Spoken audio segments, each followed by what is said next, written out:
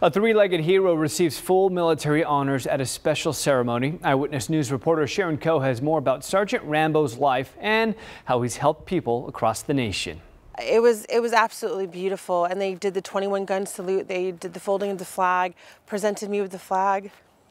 Army veteran Lisa Phillips is overcome with emotion thinking about Friday night. It was just really special.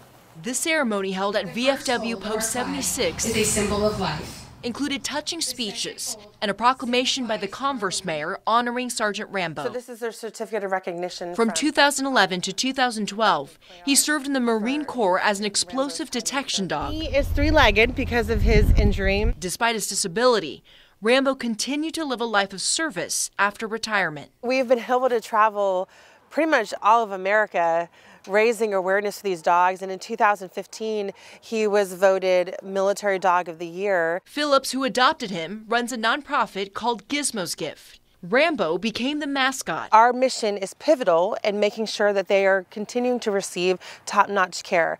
Almost all of them retire for medical needs. Rambo passed away exactly 1 week ago today, as did another significant person in Phillips' life.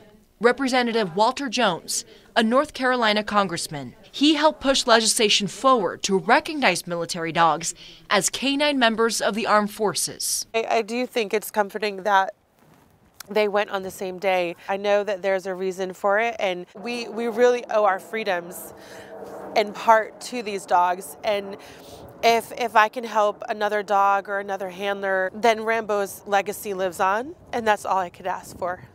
Sharon Ko, KENS 5, Eyewitness News.